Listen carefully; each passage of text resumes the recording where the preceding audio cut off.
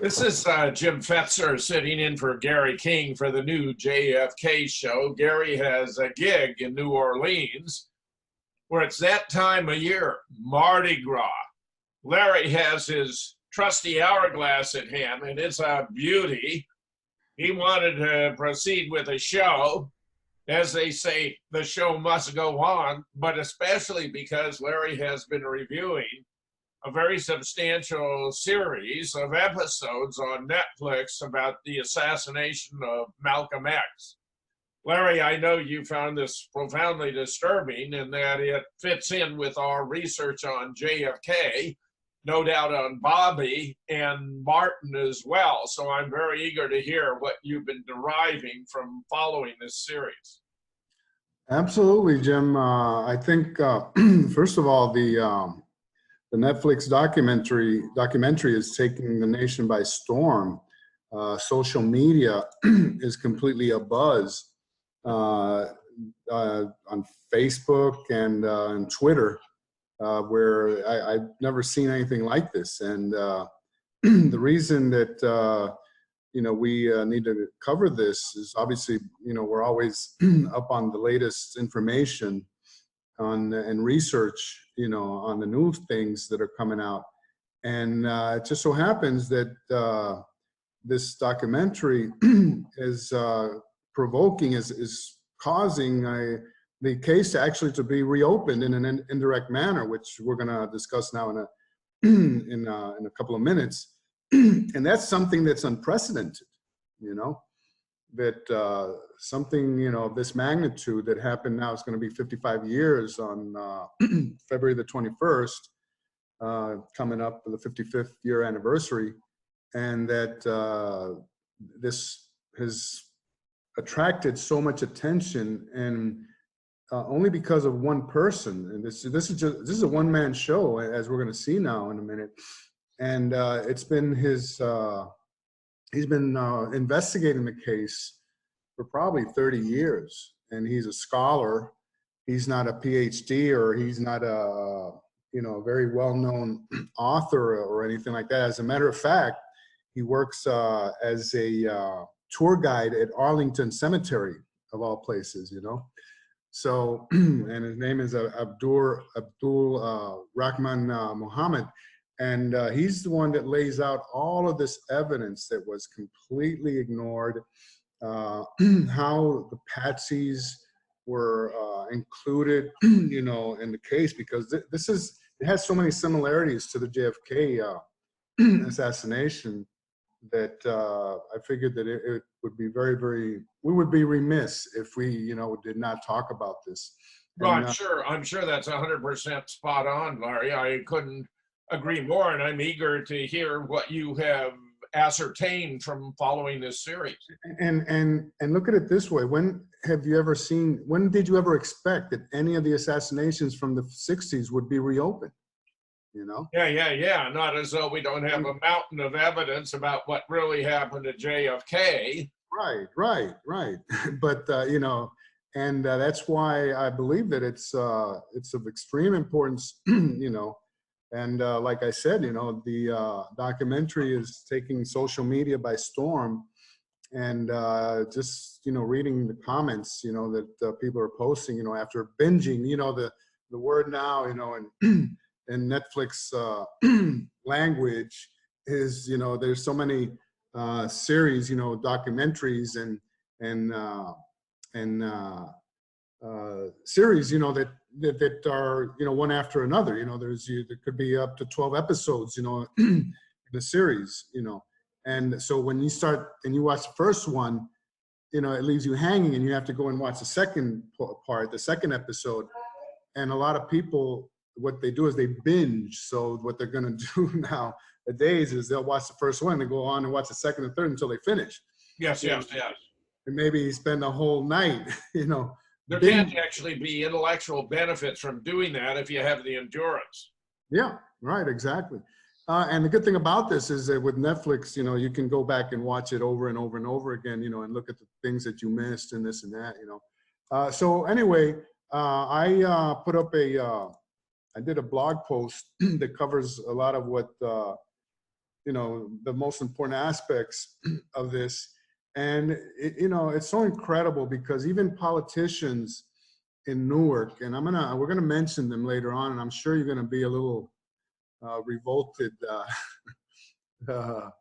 when you find out, that a lot of these people in Newark, New Jersey knew who the main assailant was, who actually killed Malcolm X with a shotgun to the chest, and this was the principal assassin.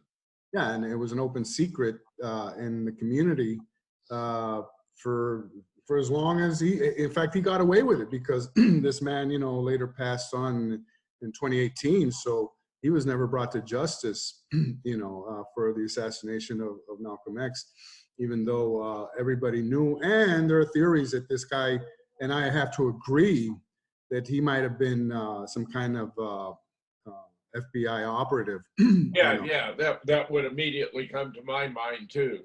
Because the way that he was protected, after the deed. Right, they'd make sure that his identity was not revealed and he was never prosecuted for the crime, as in the case of JFK. That's right. None of the shooters were ever prosecuted, and that was part of the plan. And that's why we want to talk about all the parallels, between one and the other. And I think it's just amazing, astounding, when you break down the Malcolm X case, the way that I have in this.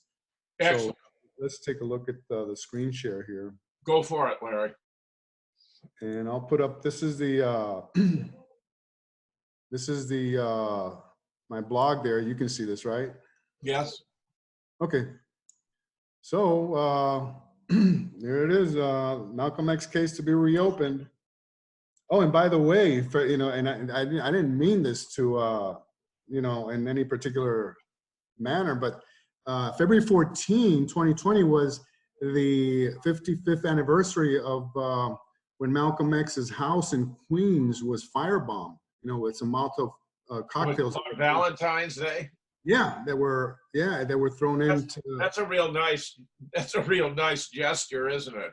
Yeah. 1 week before he's assassinated, they firebombed his house where three of his children were sleeping in one of the rooms where they firebombed actually, and put them out into the winter cold, where it's 15, 20 degrees, at 2:35 in the morning. So nasty, but they were not killed. Yeah, right. Well, they reacted, fast enough where they got out of the house, through the back door. But here we go. It's you want to? Would you like me to read it? Sure, and then I'll read a couple of paragraphs also. Malcolm X case to be reopened. In an indirect manner, the assassination of Malcolm X, Malcolm Little, is to be reopened as a result of the vast exposure given by the Netflix 6-part documentary, Who Killed Malcolm X? Okay, can you see this now? I just switched to the, can you see this? Yep. Okay, yeah, that's the, this here is the main page there for the documentary. It says, decades after the assassination of African-American leader Malcolm X, an activist embarks on a complex mission seeking truth in the name of justice. Oh, that's the protagonist, the lead figure in the documentary. Yes, absolutely. The timing of this documentary is surely meant to coincide with the 55th anniversary of his death coming up on 21 February 2020, which is what? Right around the corner, Larry. What is this? The day is the 18th. In 3 days. So our timing could not be better. Exactly. That's why I wanted to preempt everything and do this. Yeah. Well, you're right. I'm glad we did, even though Gary can't be with us.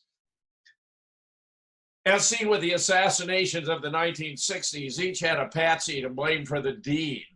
The storyline of the documentary, Who Killed Malcolm X, takes the viewer through many angles and perspectives and reveals that at least 4 other assassins from the Nation of Israel, NOY, Islam.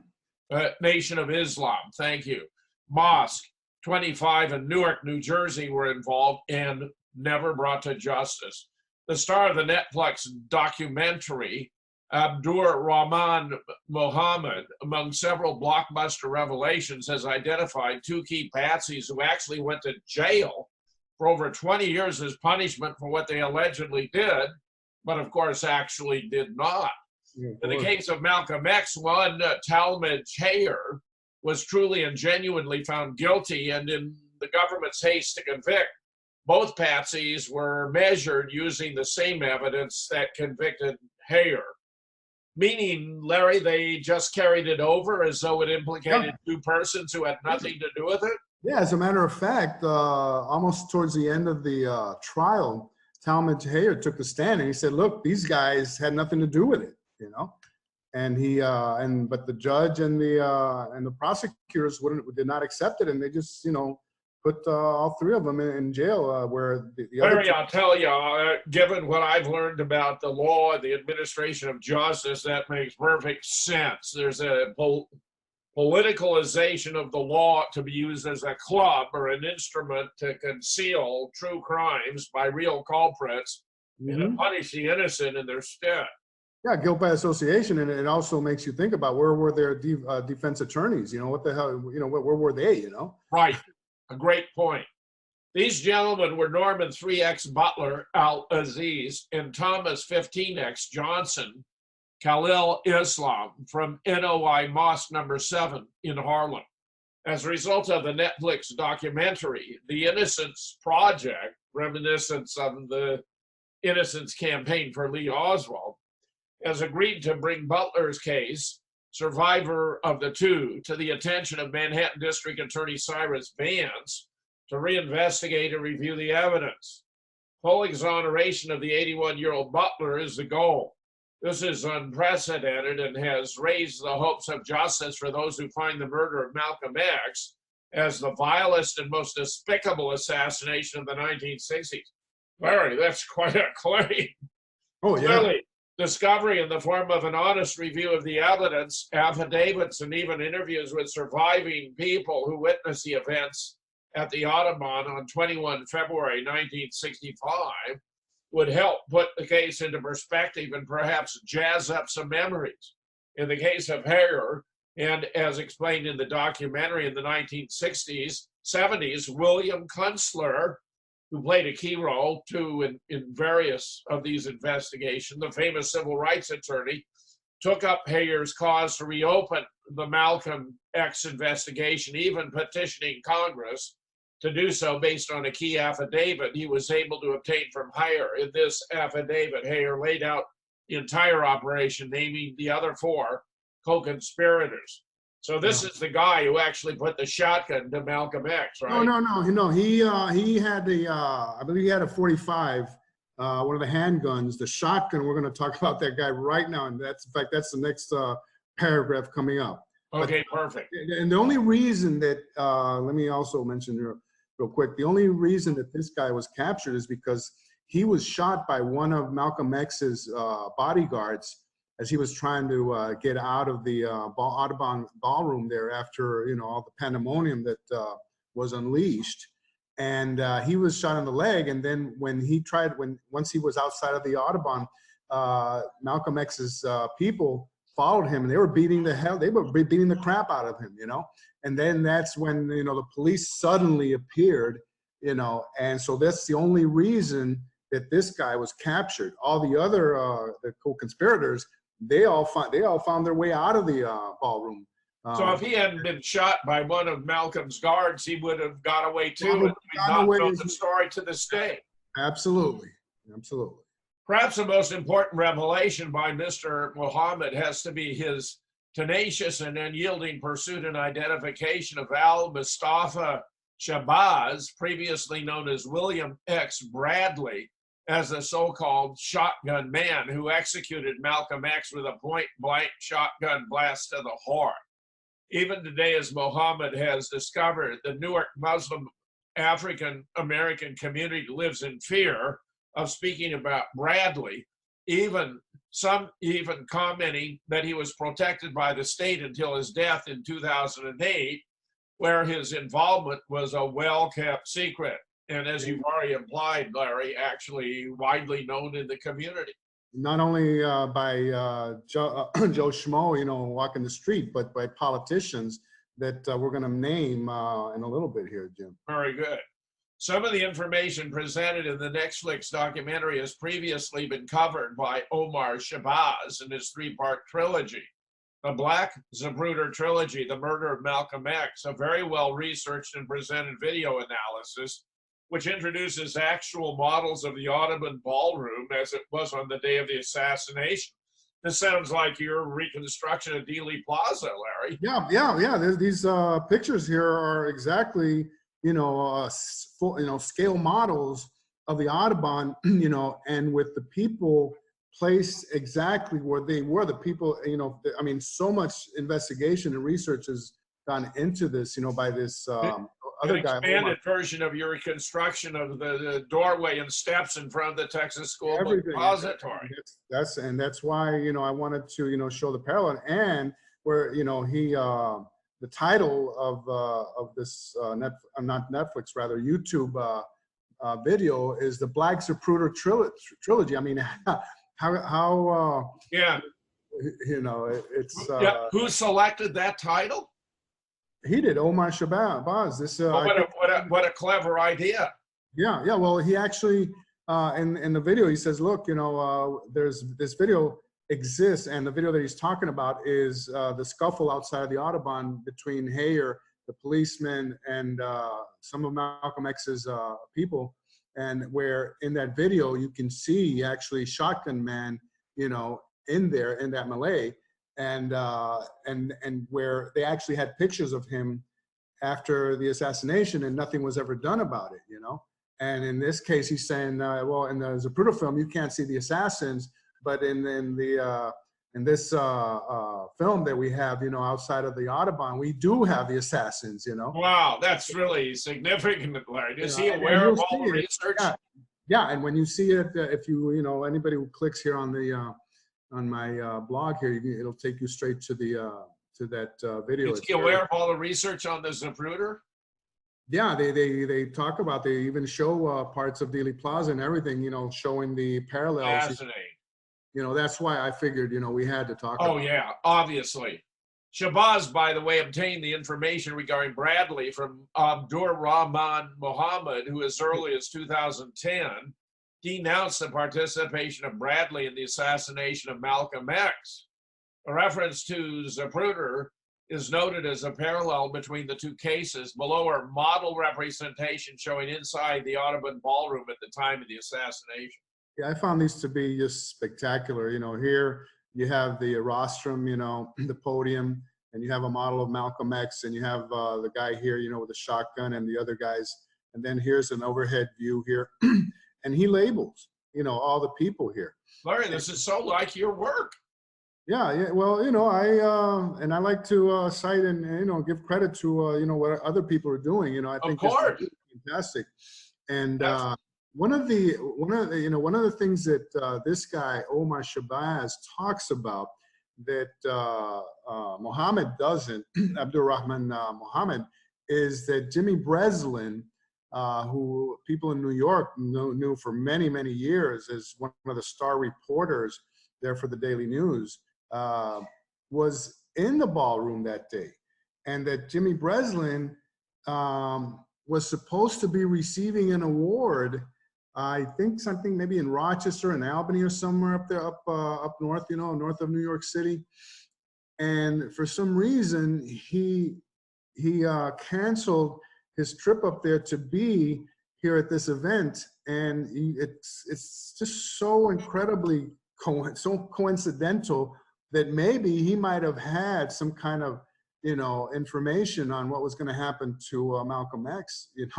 I just can't, there's no coincidences, in these assassinations of the 60s, and and Omar Shabazz, he's the only researcher that talks about this, Well, there was video being taken inside the ballroom when the assassination took place.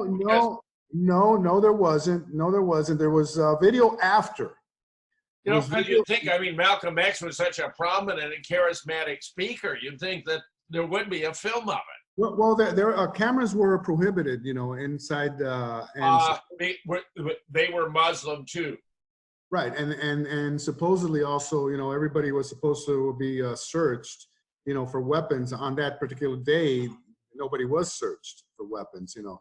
But Why the gross inconsistency in security? I don't know, but one of the things that has really left researchers, you know, that are really into this case, you know, very perplexed is the fact that the Nation of Islam, who was led by Elijah Muhammad, Yeah. and we're gonna see now, you know, the relationship that he had and what happened with Malcolm X, you know. Later on, Malcolm as a rival, as a upstart. Well, when he was suspended from the Nation of Islam, and I don't want to give it away because we're going to we'll get there. Okay, we'll get there. The following image is a composite representation of Shotgun Man by Omar Shabazz, captured from the video mentioned above. So it was a sawed-off shotgun, obviously. That's right, and this is a composite. Obviously, he put, but I thought that the work here is just the digital manipulation. Is just fantastic here. This is William Bradley right here, Jim. Yeah, that's an actual photograph of him. Photograph of him, and that's the way he was dressed that day, and. But you see how clever it is, because his shotgun sort of blends in with his clothing, so it's not obvious that he's carrying one. Oh, and witnesses that were there, some say, "Hey, man, this guy, he was really good with a shotgun. He knew what he was doing, you know." And then later on, you know, this guy had a very tumultuous record, you know, of narcotics, of even sexual predation, you know, and that kind of thing, and even holding up banks and everything. So that's what really gets people to think about, you know, how that this guy had to have been protected, you know. After he does this, you know, and then later on he reforms his life, you know, and he joins, you know, life, you know, there in Newark. But did he have a conversion experience? Exactly. And you think he really did? Was it sincere? Well, at least in the eyes of people, and even in the eyes of the politicians there who knew him, who actually knew him, and we're gonna mention them here. Okay, and this is a description of Shotgun Man from the FBI document, page 97, as cited by Abdur Rahman Muhammad in the Netflix documentary. And Newark indices negative on hair. Description of only one other assailant has been determined. He is a Negro male, age 28, 6 feet 2 inches, 200 pounds, heavy build, dark complexion, wearing gray coat, and believed to be assailant who used shotgun. Hagen has refused to furnish any information other than his name and age, which is 22 years. At New York office indices on Hagen negative. Now, I also want to comment. I've been into the, I've been looking at these documents of the FBI for Malcolm X. Okay, and I want to see if I can click here. Okay, no, this isn't what I wanted. But there are just so many documents on Malcolm X at the FBI vault. That's because they were tracking him. He was for years. Viewed as subversive, right? J. Edgar would have had them all over him for a decade and change, you know. But you know what really struck me here is age 28. Didn't even. I mean, usually they say between 28 and 35, right? Right. But in this case, it's right spot on. You know, age. They know his exact age. Yeah. His exact height. Exact you know, height, his weight. Weight. You know, heavy build, dark complexion. You know, wearing a dark gray coat. I mean, it doesn't get any better than this. You know how much? Yeah. I mean, I think this in itself gives away, you know, the FBI on this. You know, that he was one of theirs. You know? Right. They knew exactly who he was, and therefore could describe him. I mean, there's no ambiguity. Larry, it would have been much better if they'd been vague about it. Yeah, there's no ambiguity here on his description whatsoever. You know, I mean, I think this was a real screw up here. You know. So anyway, this next image from the actual historical film, also presented in the Netflix documentary, shows Bradley outside the Audubon Ballroom in a scuffle with police and Malcolm X supporters as he tries to come to the aid of his partner in crime, Talmadge Hayer. That's him right there, you know, and actually you see the whole sequence there. That's why. Well, is this him in the immediate aftermath? So does he still have his shotgun? No, he dropped the shotgun. He left the shotgun in the ballroom. They found it immediately after. But he certainly dressed according to the description. Oh, absolutely, and you see he had a newspaper here, and a lot of the witnesses who saw the people that were in the first two rows, you know, there at the ballroom. Said, hey, these guys got there early and they had their noses, you know, in newspapers just waiting, you know. And so this is one of the markers, you know, that later on one of the researchers talks about. Oh, the newspaper was a marker? Well, a marker to identify him as as one of the perpetrators. As somebody you want to not arrest, not interrogate. Yeah. Parallels to JFK. Many parallels exist between the JFK and Malcolm X cases, and it would be wise to name just a few since ours is a JFK assassination block. 1, security stripping. Perhaps the most glaring coincidence between the two. On 22 November 1963, the motorcycle escort was altered at Love Field, and the bubble top of the limousine was removed. In the case of Malcolm X, New York City Police Department cops were completely absent before the assassination, but suddenly appeared en masse after Malcolm was confirmed to be dead. I think we should also, I don't know if, you know, what you think about this, that also the parade route was changed at the 11th hour, you know, as part of the security stripping. Of course. You well, I go through 15 different indications of Secret Service complicity, you know. In the Right. Well, you know, just, you know. Yeah. The basic. Number 2, patsies. As mentioned, someone had to be blamed and either locked up or shut up. As mentioned above, Butler and Johnson in the case of Malcolm X and Lee Oswald in the JFK assassination. 3, forewarning of the event. For JFK, it was Miami and Chicago, where motorcades were canceled at the 11th hour after receiving threats, including one from an FBI informant by the name of Lee for the Chicago event. For Malcolm X, among many confrontations, the firebombing of his house in Queens at 2:45 a.m. with his family inside, including 4 very young girls, 1 week before his assassination, takes the cake. The ages, by the way, of his daughters were 2, 4, I believe 5, 6, and 7 or 8. Okay, 4 daughters, and his wife was pregnant with twins at the time, if you can imagine, you know. Yeah. So this is so really, I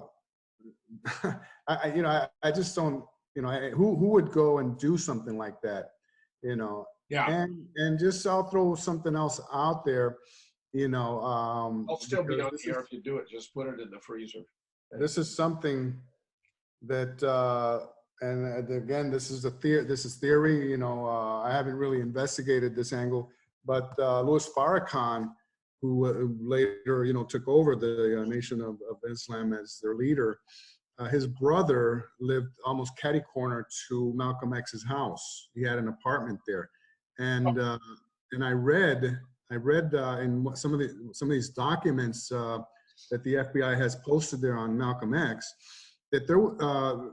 Let me backtrack a little bit. Farrakhan was at the mosque in Boston, okay, and that there was an individual who was shot in during the assassination there, and he was not one of Malcolm X's people, but he was somebody from Boston who ended up fleeing to Florida, apparently because, you know, he got shot and they were trying to hide him and keep him away from investigators, so that he would heal and then later on bring him back, you know. So that's a lead that I found just by reading some of these documents on Malcolm X that are on the FBI vault there. You know, I found that to be, you know, really, really interesting. Well, not to anticipate, Larry, but is there any reason to believe that Farrakhan had anything to do with this? Well, I'll tell you this. Malcolm X's daughter,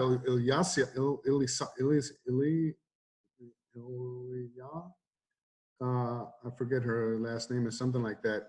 She was indicted for trying to assassinate Farrakhan because she was so convinced, that he had a hand, Ah, Yeah, yeah, we're talking about Malcolm X's. wow.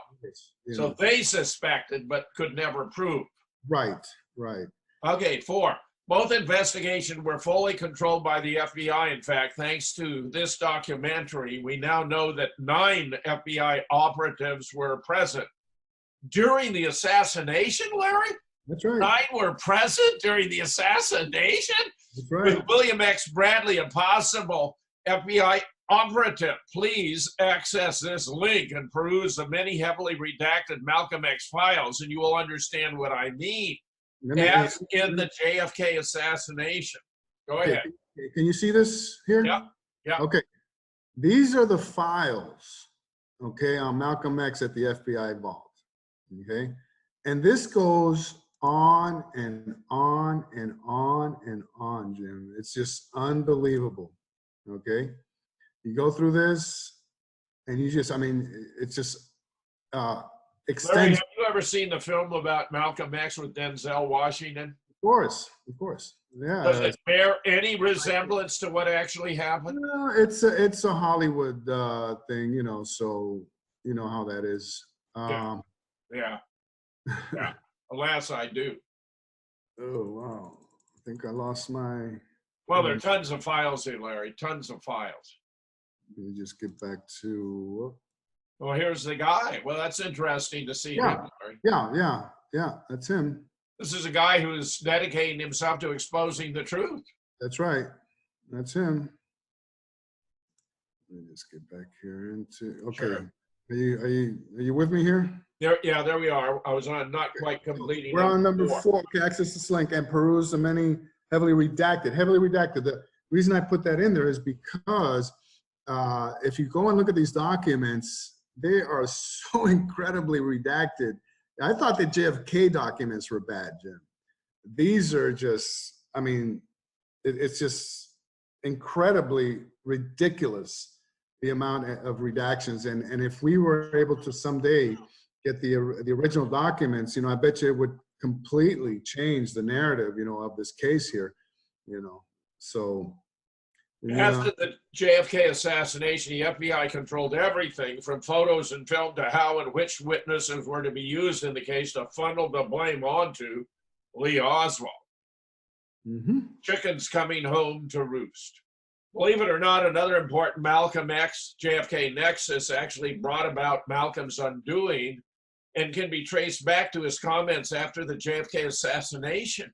Prior to JFK's demise, Malcolm X had been a harsh critic of the Kennedy administration and its apparent lackadaisical record on civil rights. This article, published by the New York Times, 2 December 1963, describes Malcolm's public reaction to the JFK assassination, which brought about a 90-day suspension by Nation of Islam leader Elijah Muhammad. As he was praising the death of Jack? No, actually, what he was trying to convey, Jim, is that chickens coming home to roost. Yeah, actually meant that the barbarism that and all the hate and all the murders and the racial thing going on in the U.S. was coming back, but he's not trying to parallel with the DM brothers assassination. To affect the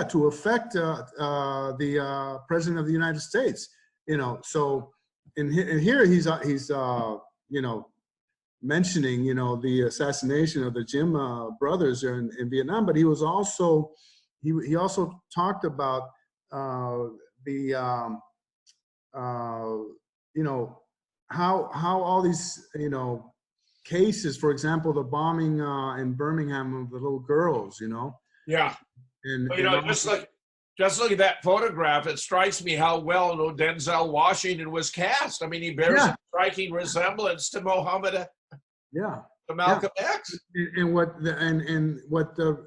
the portion here of this article of what he said that day that really came back to bite him, to really affect him, is where he said here, being an old farm boy myself, chickens coming home to roost, really did make me sad. They've always made me glad. Okay, so it was taken out of context. And towards the end of this post, we're going to see exactly what he meant by that context. Okay? Good, Larry. Okay, so here, as a result of the suspension, Malcolm X splintered away and went on to form his own African-American Muslim organization, the MMI, Muslim Mosque Incorporated, and the OAAU, Organization of African-American Unity. That must have pissed off Elijah Muhammad. Oh, yeah, because see, in the first one, the Muslim Mosque Incorporated was for African-Americans who wanted to remain Muslims and continue, in the religion of Islam, okay? But the other one, the OAAU, was an organization where you didn't have to be Muslim, to be in this organization. So he was actually covering all the bases of all African-Americans, living in the U.S. That and that would have gone down very badly with Elijah Muhammad.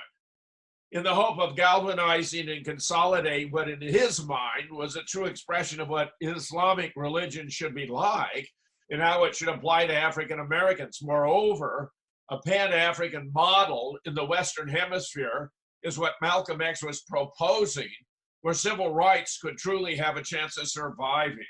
His hope of globalizing his dogma was supported by Islamic countries around the world who received him as a virtual head of state when he visited those countries for 4 months in 1964. Malcolm X was closely monitored during the sojourn with a fear that his views on African-American oppression and discrimination would embarrass the United States in international circles, of course, in the hope of bringing about reform in America. Yeah, and also one of the most important things here is that he was undergoing a transformation here. When he was under Elijah Muhammad, he was more militant. He was more, because the Nation of Islam wanted separation of the races. Okay, when he goes to Mecca, Saudi Arabia, and then he goes and he visits all these countries, Egypt, and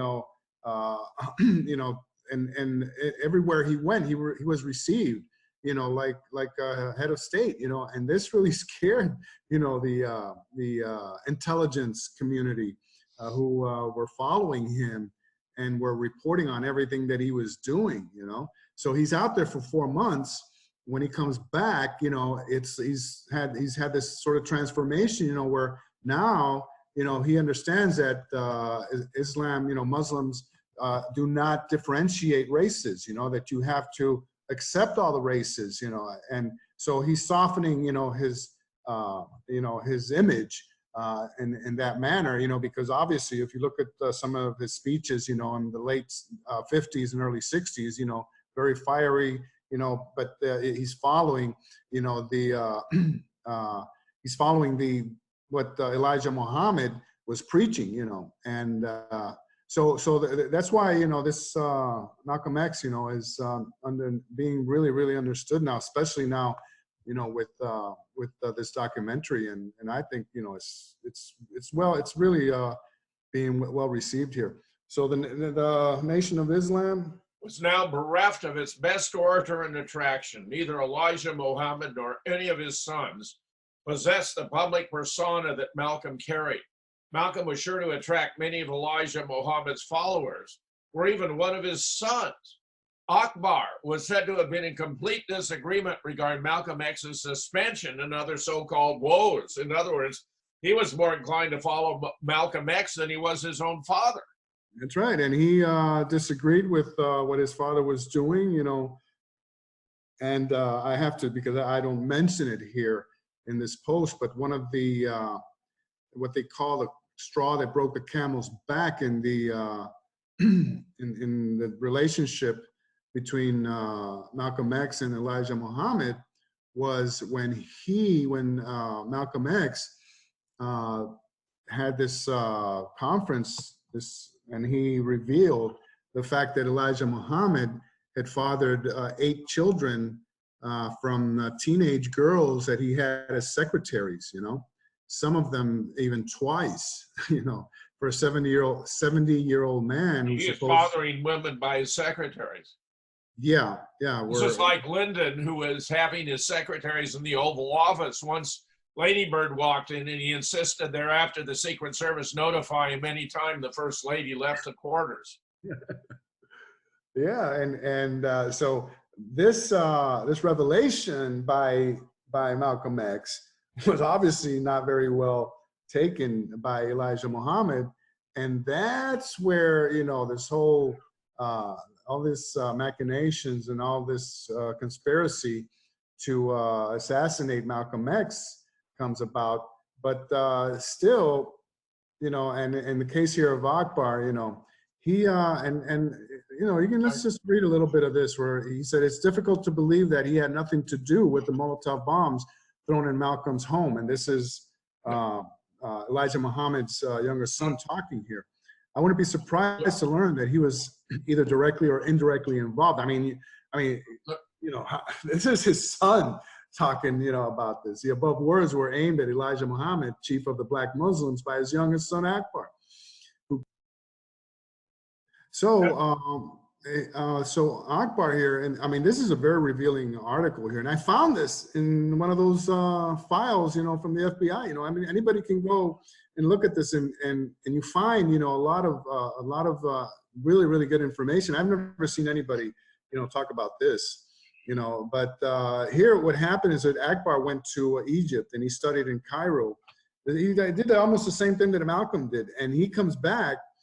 And okay, so right here, during his visit, talk about leader of separatists, he's starting to talk about now that his father is a homemade religion, and it's really a cult of sorts, that it's not really, doesn't really follow, you know, the true version of Muslim law, because this guy was studying in Cairo. Instead of hatred for blue-eyed devils as espoused by his father's cult, he preached a brotherhood of all mankind, regardless of color. And this is exactly the transformation that Malcolm X underwent. And obviously it was totally against what Elijah Muhammad wanted, you know, because he wants to.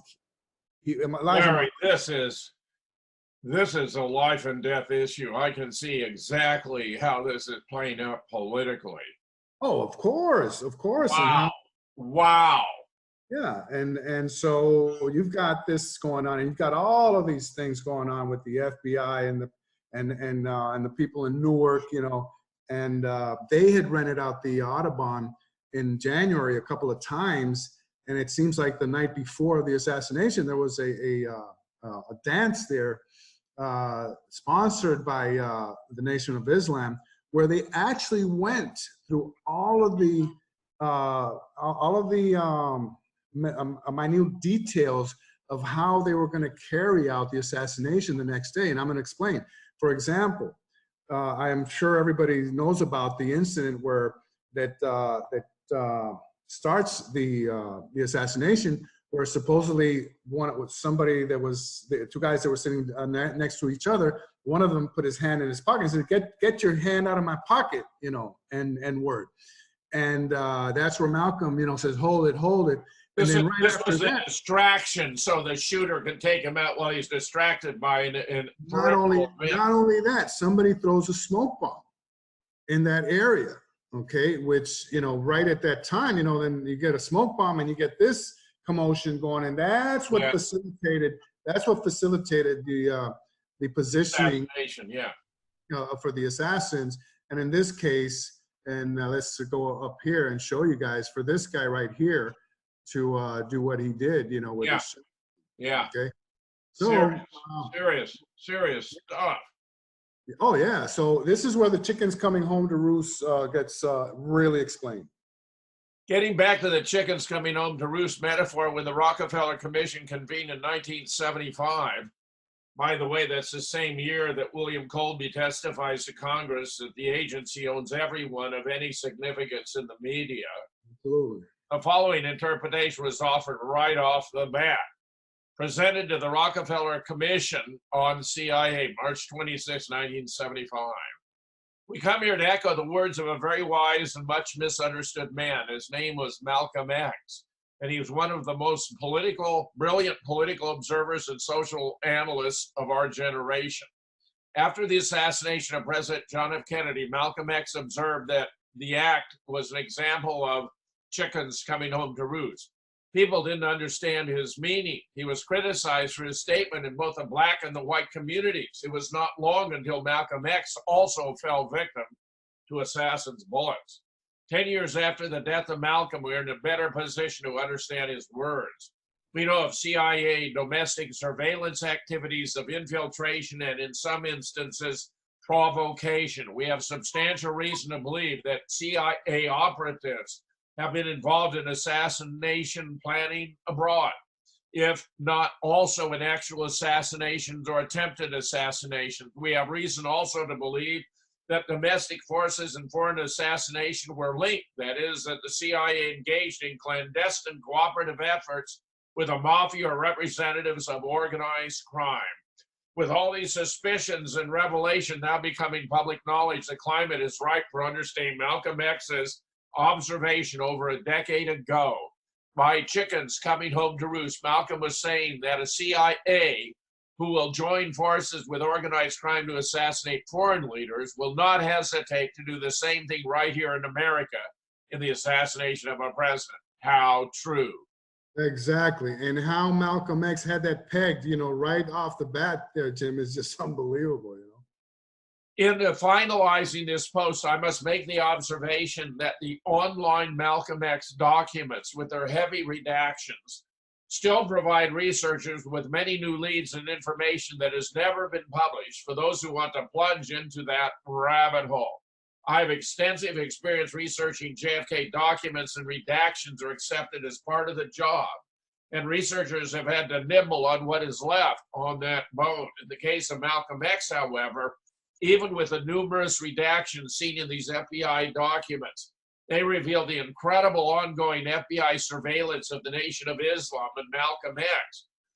That Nation of Islam and Malcolm X were subjected to for more than a decade, and most importantly, how African-American FBI informants were interwoven into the day-to-day activities of both entities.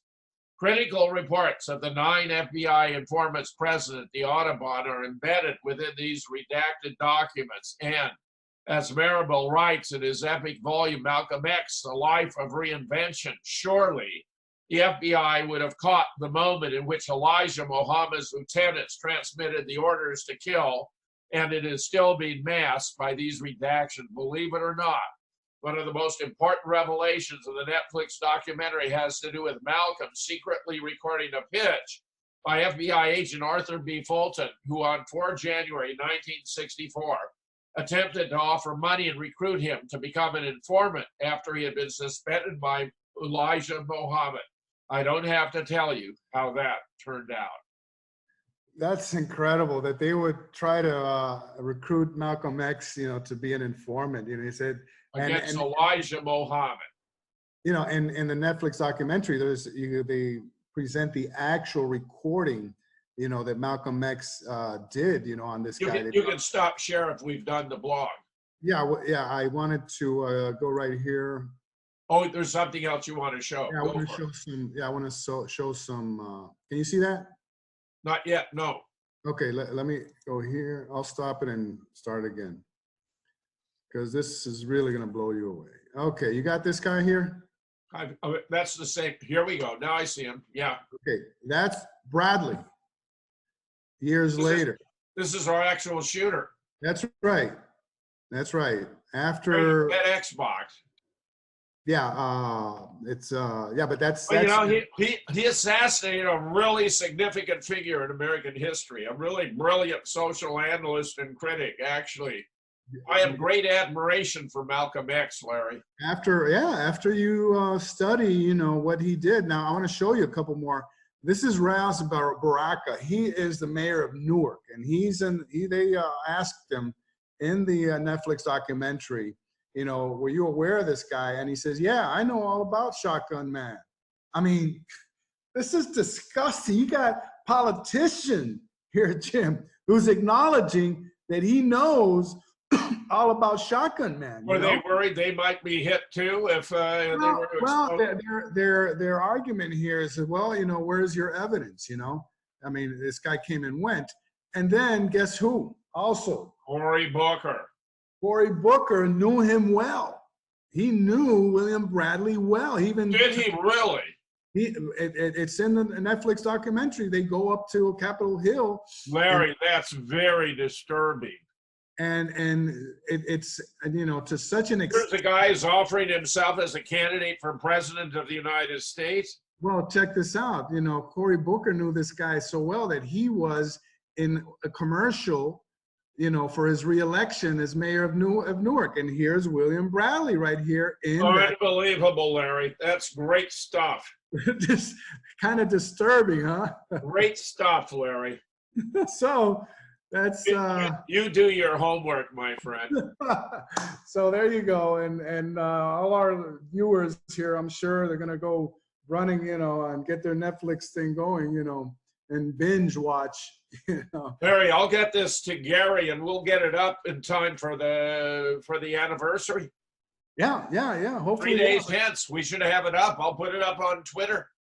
And I hope that you know, our people, you know, start to look at the life of Malcolm X, you know, in a different light now, you know, and because don't forget that, you know, the media, you know, controls everything, you know, and the media is bought and paid for, like you mentioned, you know, with Colby and how everything is, you know, controlled by so you know, the deep state. And so the way that Malcolm X has also always been portrayed has always been as a militant, you know, in fact, they've acknowledged, you know, that he was brilliant, that he was very smart, you know, but they were always, you know, going back to his early life, you know, where he went to prison, you know, yeah, and this and that, you know, and the narcotics and blah, blah, blah, you know, but, you know, the life of Malcolm X, you know, is something that, you know, people are going to start, you know, really, really looking at it very, very closely now, especially with this documentary. Larry, you've done a great job with us. I'm very, very favorably impressed. I'm very glad you've done this before the observance, and that we'll do our best to get it up and have it available to the public on that very date, 3 days hence. On behalf of Gary King, therefore, I want to thank Larry Rivera for a masterful summation about this Netflix series, which I encourage everyone to watch, Who Killed Malcolm X? A significant figure, but not very well understood, an important part of American history. On behalf of Gary King, Larry Rivera, we thank you all for watching.